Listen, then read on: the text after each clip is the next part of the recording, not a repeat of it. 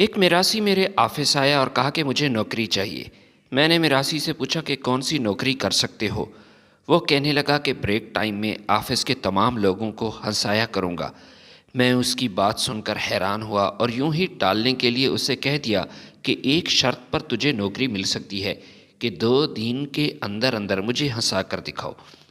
ان دنوں میں کسی وجہ سے بہت پریشان تھا اور مجھے یقین تھا کہ اگلے 2-3 دن تک میرا موڈ ٹھیک نہیں ہوگا اور میں کبھی مسکرا نہیں پاؤں گا۔ میراثی نے میرے سامنے 2 خط تحریر کیے، ایک خط میری بیوی کے نام اور دوسرا ہمارے آفس کی سیکٹری کے نام خط لکھا۔ اگلے دن میں ایک بڑے سے پارک میں ورزش کے لیے صبح گیا تو میں یہ دیکھ کر حیران ہو گیا کہ پارک میں موجود ایک بڑے سے درخت کے پیچھے موٹی سیکٹری نے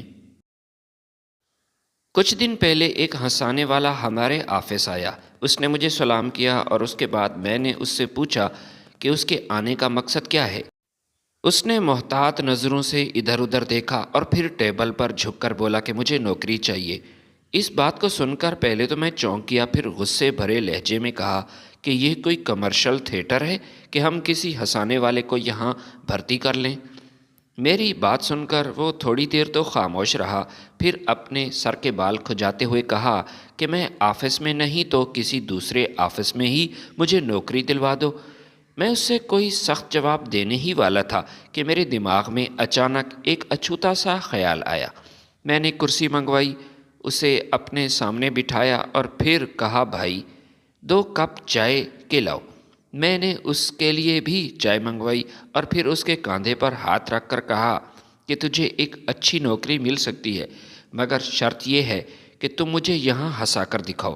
اگر تم مجھے ہنسانے میں کامیاب ہو گئے تو نوکری تو مل جائے گی، لیکن اگر ناکام ہوئے تو پھر نوکری نہیں ملے گی۔ البتہ آفس بوائے کو کہہ کر تجھے آفس سے نکلوا دوں گا اور چائے کے پیسے بھی پورے وصول کروں گا۔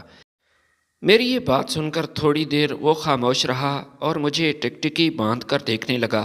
میں نے اسے دوبارہ ہلایا کہ ہوش میں تو ہو اور میری بات بھی سن رہے ہو یا نہیں؟ اس نے نفی میں سر ہلایا۔ میں اس پر حیران ہو گیا کہ وہ میراثی ہونے کے باوجود مجھ جیسے مغرور شخص کے ساتھ بحث نہیں کر رہا تھا اور اتنی جلدی ہار مان چکا تھا۔ میں نے اس کی خاموشی کی وجہ پوچھی تو اس نے عجیب جواب دیا، کہنے لگا، اب میں نے لوگوں کو ہنسانا چھوڑ دیا۔ میں نے پوچھا کہ اس کی کوئی خاص وجہ؟ تو وہ کہنے لگا کہ لوگوں نے اب ہنسنا چھوڑ دیا ہے، چاہے جتنی کوشش کرو وہ اوپر سے مسکرا لیتے ہیں لیکن دل سے ہنستے نہیں۔ میں نے ایک زوردار کہکہا لگایا اور کہا کہ ایسا کیسے ممکن ہے؟ یہ تمہاری غلط فہمی ہے۔ لوگ آج بھی ہنستے ہیں، وہ بھی دل سے ہنستے ہیں، مزاحیہ تحریریں پڑھتے ہیں، مزاحیہ ڈرامے دیکھتے ہیں۔ اگر لوگوں نے ہنسنا چھوڑ دیا ہوتا تو نہ آج کل کوئی مزاحیہ ڈرامے بناتا، نہ ایسے شو ہوتے جس میں لوگ کامیڈی کا مظاہرہ کرتے۔ میری یہ بات سن کر اس نے اپنے ہاتھ کی انگوٹھی ایک انگلی سے نکال کر دوسری انگلی میں ڈالی اور اپنی بڑھی ہوئی شیف پر خارج کر کے بولا کہ بات دراصل یہ ہے کہ دنیا ہنستی نہیں، دنیا دوسروں کی ذلت پر خوش ہوتی ہے۔ انہیں دوسرے لوگوں کا ذلیل ہونا پسند ہے، اس چیز سے انہیں راحت ملتی ہے۔ میں نے اس بات کو سن کر دوبارہ کہا کہ ایسی بات کیسے کہہ سکتے ہیں آپ؟ اس نے قمیض کی سائیڈ والی جیب سے سگریٹ کی ایک ڈبی نکالی، سستے والی سگریٹ نکال کر پینا شروع کیا۔ میں نے ایش ٹرے اس کے سامنے رکھی۔ اس نے شکر گزار نظروں سے میری طرف دیکھا۔ میں ابھی بھی اس کے جواب کا منتظر تھا۔ تھوڑی دیر تو خاموشی رہی، پھر اس نے بولا کہ آپ کا منہ فلسطین کے لومڑ جیسا ہے۔ اس کی اچانک یہ بات سن کر مجھے جیسے کرنٹ لگا ہو۔ میں کرسی سے پھسل گیا، میری رگ رگ میں طوفان برپا ہو گیا۔ دل میں سوچنے لگا کہ اس کی جرت کیسے ہوئی مجھ سے اس طریقے سے بات کرنے کی؟ میرے ہی آفس میں بیٹھا ہے اور مجھے ہی لومڑ کہہ رہا ہے۔ بات تو سچ تھی لیکن بات تھی رسوائی کی۔ میرا چہرہ غصے سے لال ہو گیا۔ اس سے پہلے کہ میں گرم چائے کی پیالی اس پر پھینک دیتا، اس نے جلدی سے کہا کہ آپ کا جگری دوست شہزاد صغیر ہے نا؟ میں نے پوری قوت سے چلا کر کہا، ہاں وہ میرا جگری دوست ہے۔ ویسے تو میرے کئی دوست ہیں لیکن وہ قریبی دوست ہے۔ وہ کہنے لگا کہ اس کی شکل بینکاک کے جمعداد جیسی ہے۔ میں نے بکلاہٹ میں اس کا یہ جملہ سنا تھوڑی دیر اس جملے پر غور کیا، پھر بے اختیار میری ہنسی چھوٹ گئی۔ میں ہنس ہنس کر لوٹ پوٹ ہو گیا۔ 3 سے 4 منٹ تک پورے آفس میں میرے کہے گونجتے رہے۔ بڑی مشکل سے میں نے اپنے اوپر قابو پایا اور اس کے بعد میراثی سے کہا کہ شرم کرو، وہ میرا دوست ہے۔ میرے دوست کے بارے میں ایسا کیسے کہہ سکتے ہو؟ میری بات سنتے ہی میراثی نے پوری سنجیدگی سے کہا کہ ایسی ہنسی آپ کو اپنے اوپر لگنے والی جگت پر تو نہ آئی؟ میں ایک دم چونک اٹھا۔ اس کی ساری بات میری سمجھ آ چکی تھی۔ ہمارے معاشرے میں واقعی جو چیز زیادہ ہنسی کا باعث بنتی ہے، جس میں کسی اور کی ذلت اور رسوائی شامل ہو اور اپنے اوپر کی گئی مذاق انسان برداشت نہیں کرتا۔ یہی وجہ ہے کہ اسٹیج ڈراموں میں اور زندگی کے روزمرہ معاملات میں ہم جب کسی دوسرے کو ذلیل ہوتا دیکھتے ہیں تو ہمارا دماغ فریش ہو جاتا ہے۔ ہمیں ایک ایسی خوشی ملتی ہے جس کو ہم الفاظ میں بیان نہیں کر سکتے۔ ایک میراثی نے مجھے ایسا سبق یاد دلایا جو 16 سالہ ایجوکیشن میں کسی استاد نے مجھے نہ بتایا۔ کوئی بندہ چلتے میں گر جائے، کسی کے پیچھے کتا لگ جائے، کسی کی گاڑی خراب ہو جائے، کوئی شخص بولتے ہوئے غلط الفاظ بول لے، کسی مسافر کی بس چھوٹ جائے اور وہ بیچارہ پیچھے بھاگ رہا ہو، ایسے موقع پر ہماری ہنسی نہیں رکتی۔ لیکن اگر یہی معاملہ ہمارے ساتھ پیش آئے اور دوسرا ہمارے اوپر ہنسے تو یہ بات ہم سے برداشت نہیں ہوتی۔ گویا خوش ہونے کے لیے ضروری ہے کہ کسی دوسرے کو ہی ذلیل کیا جائے۔ یہی رویہ ہمارے زندگی کے ہر پہلو میں نظر آتا ہے۔ ہمیں اپنے سکھ سے اتنی راحت نہیں ملتی جتنی کہ دوسرے کے دکھ سے راحت ملتی ہے۔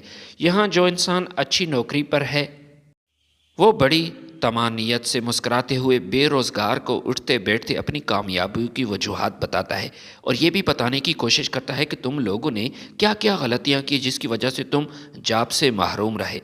اس کی ناکامیوں کی وجوہات بتاتا ہے، بیچارہ اگر اس سے 10 گنا زیادہ ہی ذہین کیوں نہ ہو۔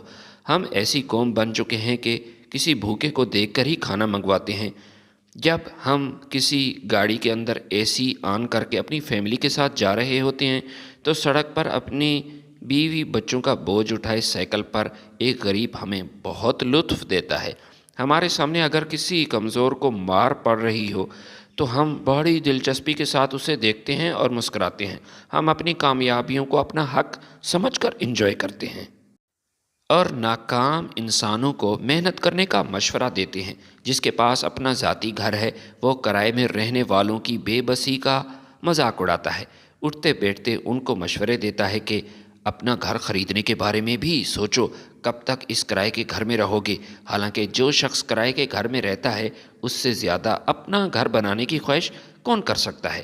لیکن بیچارہ مجبور ہوتا ہے، حالات کا مارا ہوتا ہے۔ اگر کسی کی گاڑی یا موٹر سائیکل نہر میں گر جائے تو ساتھ دینے کے بجائے اس لمحے کو انجوائے کرنے والے لوگ زیادہ ہوں گے۔ مگر زندگی میں ایسا لمحہ ضرور آتا ہے کہ اذیت میں ہم ہوتے ہیں اور مسکرانے کے لیے پوری دنیا۔ ہم میں سے ہر شخص کی مجبوریاں اور ذلتیں دوسروں کو ہنسانے کا بھرپور صلاحیت رکھتی ہیں۔ ہم سب بیک وقت تماشا بھی ہیں اور تماشائی بھی۔ اس میراثی کی باتیں میرے دل کو چھو رہی تھیں اور میں نے اس کو جاب پر رکھنے کا فیصلہ کیا۔ نوکری کے اگلے دن ہی میراثی کو ایک شرارت سوجی۔ اس نے 2 خط لکھے، ایک خط میری بیوی کے نام، دوسرا ہمارے آفس کی سیکرٹری کے نام۔ مجھے نہیں معلوم تھا کہ وہ ایسا کیوں کر رہا ہے، لیکن اس نے مجھے نہیں بتایا کہ وہ کس کے نام خط لکھ رہا ہے۔ میری بیوی کا نام اس نے خط لکھا کہ میں آپ کا ہمدرد بھائی بول رہا ہوں۔ آپ مجھے نہیں جانتی لیکن میں آپ کو اچھی طرح جانتا ہوں۔ اس آفس میں کام کرتا ہوں جس آفس کا باس آپ کا شوہر ہے۔ آپ کا شوہر عنقریب دوسری شادی کرنے والا ہے۔ وہ اپنے آفس کی سیکرٹری کو پسند کرتا ہے۔ میں نے کئی بار انہیں ہوٹل میں کھانا کھاتے دیکھا ہے، پارک میں اکٹھے بیٹھ کر باتیں کرتے ہیں۔ آپ میری بات کا یقین نہیں کریں گی لیکن وہ جب گھر سے باہر ہوتا ہے اپنی سیکرٹری کے ساتھ ہی رہتا ہے۔ اگر آپ اپنے شوہر کو دوسری شادی سے روکنا چاہتی ہیں تو یہی موقع ہے۔ اور یہ صبح صبح جب آپ کا شوہر ورزش کرنے کے بہانے پارک میں جاتا ہے تو ادھر بھی وہ اپنی سیکرٹری سے ہی ملتا ہے۔ میری بیوی نے جب یہ خط پڑھا تو اسے اپنی آنکھوں پر یقین نہ آیا۔ اس کی نظر میں ایک دھوکے باز شخص ہوں۔ اب وہ انتظار کر رہی تھی کہ کب صبح ہوگی اور میں اپنے شوہر کو رنگے ہاتھوں پارک میں پکڑ لوں گی۔ دوسرا خط اس نے سیکرٹری کے نام لکھا جس میں اس نے میرا نام استعمال کر کے تحریر کیا کہ ویسے تو میں اس آفس کا ہیڈ ہوں لیکن میں آپ کو بہت چاہتا ہوں۔ پچھلے کئی دنوں سے میں انتظار میں تھا کہ اپنے دل کا حال آپ کے ساتھ بیان کروں، مگر ہمت نہیں ہو پا رہی تھی۔ کل چھٹی کا دن ہے، صبح 7 بجے فلاں پارک میں آ جانا۔ اگر تم آ گئی تو میں یہی سمجھوں گا کہ تمہارے دل میں میرے لیے جگہ ہے، اور اگر تم نہ آئی تو میں انکار ہی سمجھوں گا۔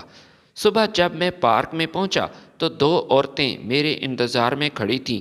ایک کے ہاتھ میں پھولوں کا گلدستہ جبکہ دوسری کے ہاتھ میں ایک ڈنڈا تھا۔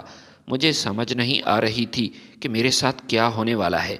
اس دن بڑی مشکل سے میں نے معاملات کو نپٹایا، اپنی بیوی اور اس سیکٹری کو سمجھایا کہ یہ خطوط میری طرف سے بالکل نہیں تھے، لیکن اب میں اس انتظار میں تھا کہ اس میراثی کب میرے سامنے آئے گا اور اس کا وہ حشر کروں گا کہ وہ زندگی بھر یاد رکھے گا۔ اگلے دن میں جلدی سے آفس میں داخل ہوا اور آفس بوائے سے پوچھا کہ وہ میراثی کہاں ہے، تو اس نے مجھے بتایا کہ آج وہ آیا نہیں، لیکن ایک خط آپ کے لیے چھوڑ گیا ہے۔ میں نے خط پڑھا تو اس میں لکھا تھا کہ جناب، میں ادھر کوئی نوکری وغیرہ کرنے نہیں آیا تھا، بس ٹائم پاس کرنے آیا تھا۔ سوچا جانے سے پہلے کچھ تجربہ ہی کر لیا جائے۔ میں نے آپ کی بیوی کے نام ایک خط لکھا۔ اگر میرا خط پڑھ کر بیوی نے تمہارا پیچھا کیا اور تمہارے پیچھے پارک میں آئی تو وہ آپ سے محبت تو کرتی ہے، لیکن ساتھ ساتھ شکی مزاج عورت بھی ہے۔ اور باقی رہی سیکٹری، تو اس کی آنکھوں میں نے آپ کے لیے محبت دیکھ لی تھی۔ اگر وہ پارک میں آپ کے پاس پھول لے کر آئے تو اس کا دل مت توڑنا۔ مجھے کافی دن ہو گئے ہیں، میں اس میراثی کو آج بھی ڈھونڈ رہا ہوں۔ سیکٹری کا دل ٹوٹے یا نہ ٹوٹے، لیکن اس کی ہڈیاں ضرور توڑوں گا، جس نے پہلے پہل تو میری آنکھیں کھول دی اور مجھے بہت اچھی کام کی باتیں بتائیں، مگر جاتے جاتے میری زندگی عذاب بنا کر چلا گیا۔ بیوی مجھ سے خفا ہو کر میکے چلی گئی، اور بیچاری سیکٹری جس کی خام خواہ میری بیوی نے پارک میں اتنی بے عزتی کی تھی، اس نے یہ آفس ہی چھوڑ دیا۔ اس میراثی نے ٹھیک کہا تھا، لوگ ہمیشہ دوسروں کی پریشانیوں پر ہنستے ہیں۔ امید ہے کہ مجھے ان حالات میں دیکھ کر وہ ضرور ہنس رہا ہوگا۔